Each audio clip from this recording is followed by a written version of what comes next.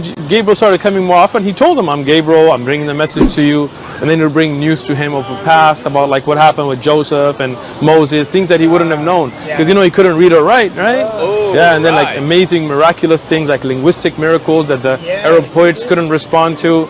So that's cool. That's so cool. He didn't know it was Gabriel. The angel didn't tell him it was Gabriel. He did, sure. No, even at that time, right? But I mean, again, he doesn't know who Gabriel is, right? Because he didn't come from an Abrahamic faith. What the f***?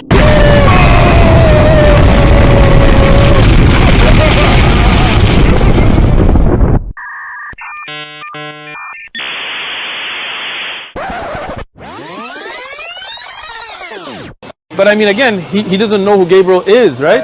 Because he didn't come from an Abrahamic faith. But I mean, again, he doesn't know who Gabriel is, right?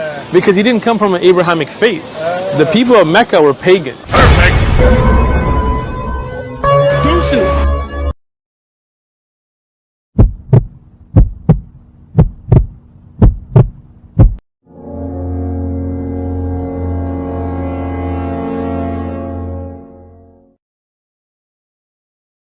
The people of Mecca were pagan.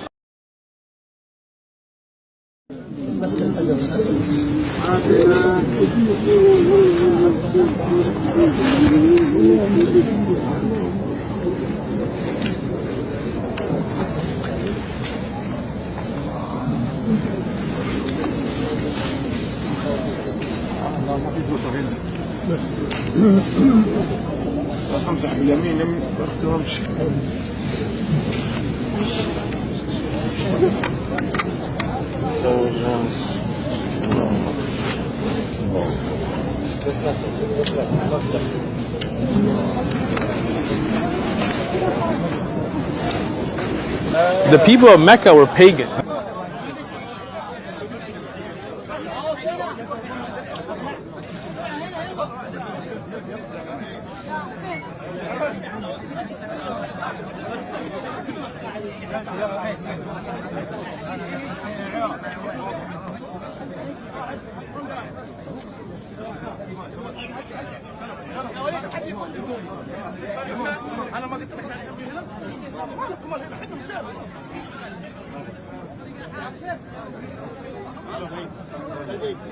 Obviously the name of our religion is Islam, but one of its nicknames in the Quran is the legacy of Abraham, or the religion of Abraham, Millat Ibrahim. So he says, رَبَّنَا وَابْعَثْ فِيهِمْ رَسُولًا مِّنْهُمْ, Master, appoint among them a messenger who's from among themselves.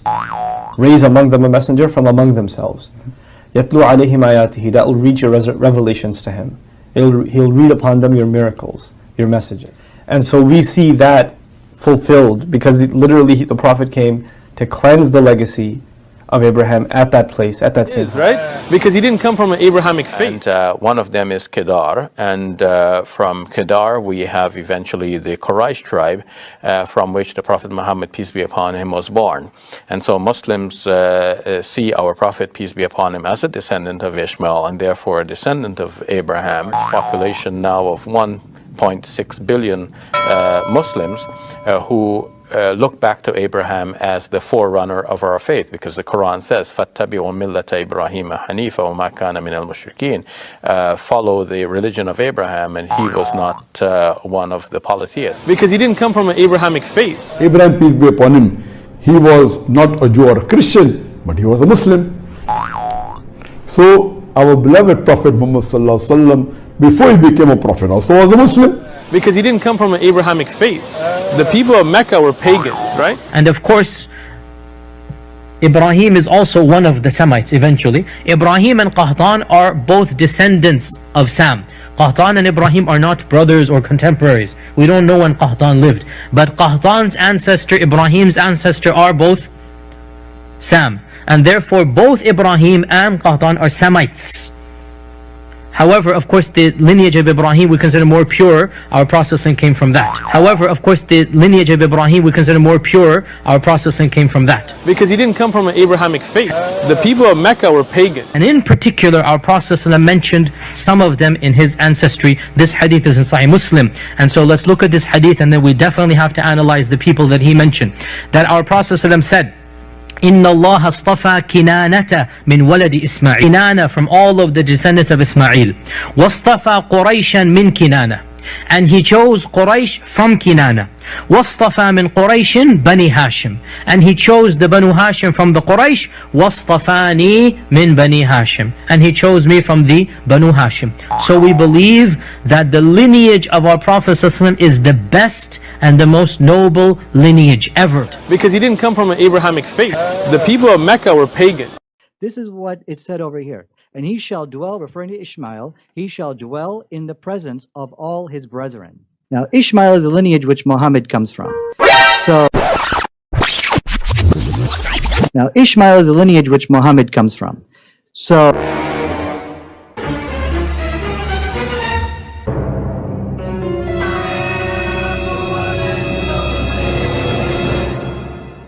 Nadir, I want you to give me pre-Quranic evidence that Ishmael settled in Mecca and fathered Muhammad. Give me the source. Before Quran, before the Hadith.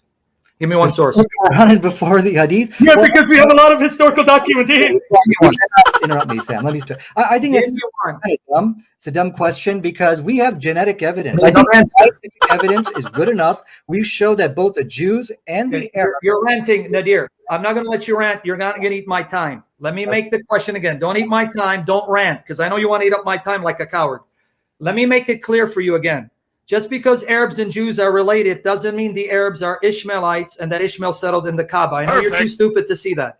Let me ask you the question again. Give me one pre-Quranic archaeological proof Ishmael settled in Mecca and fathered the ancestors of Muhammad. Very simple. So if it's a dumb question, give me a dumb answer because you're dumb enough to do it.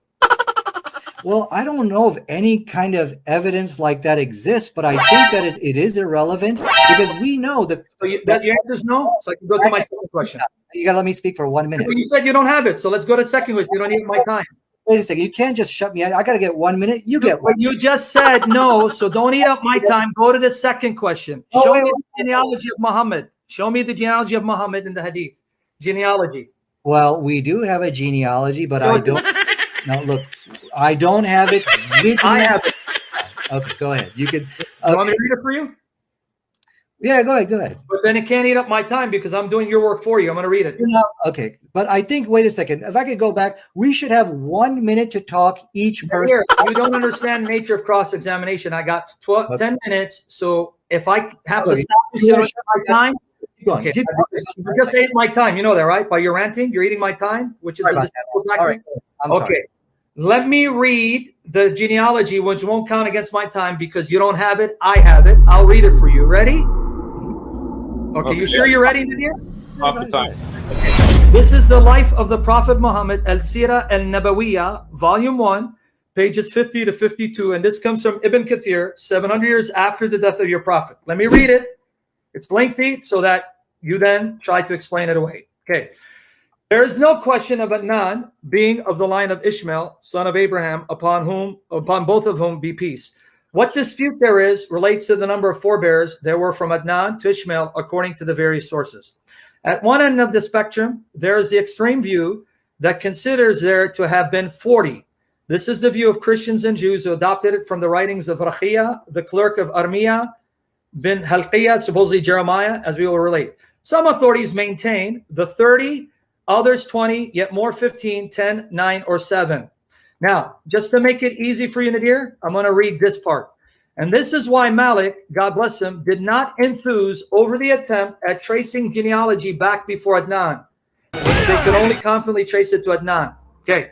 Al-Suhaili commented further, we have merely discussed tracing back these lines with the school of thought of those scholars who favor and do not disapprove of it, men such as Ibn Ishaq, Al-Bukhari, Al-Zubair bin Bakar, Al-Tabari, and others.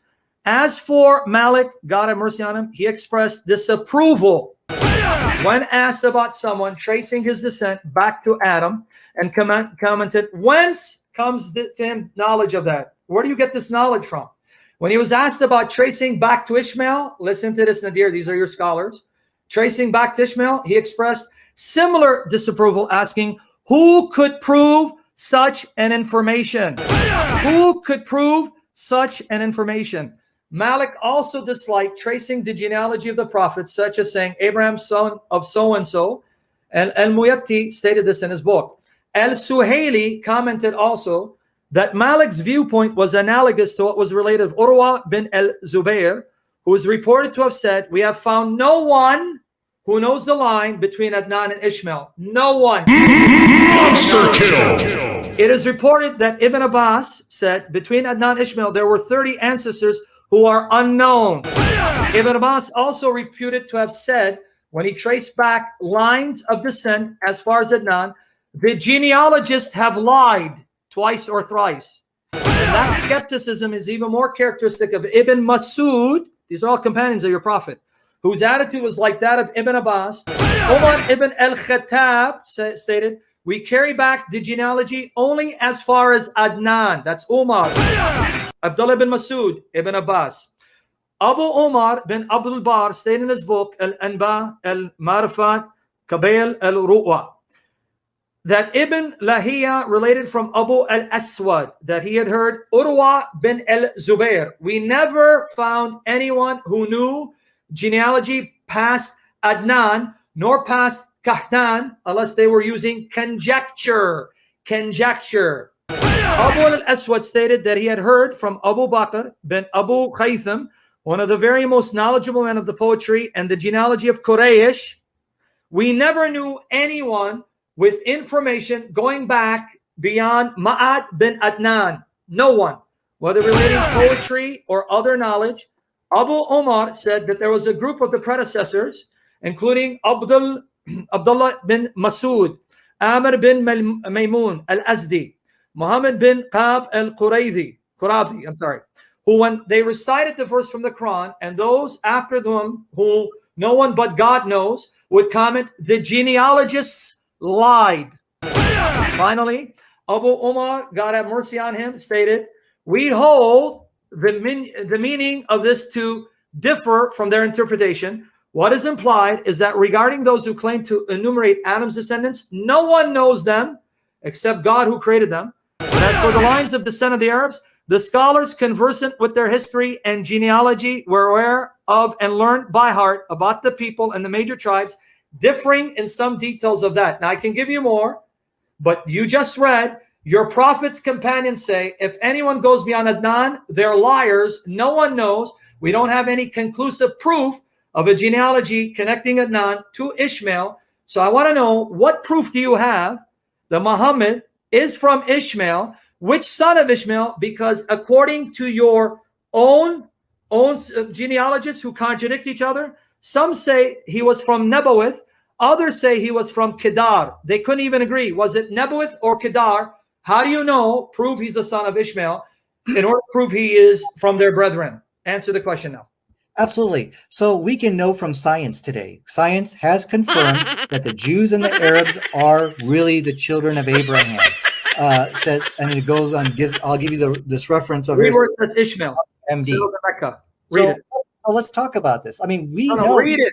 Your source. Show me where it says in your source, Ishmael settled in Mecca and fathered the Arabs there. Quote it. Read it. Okay, so this is something which we know as far as a particular read hadith. It. Hold on.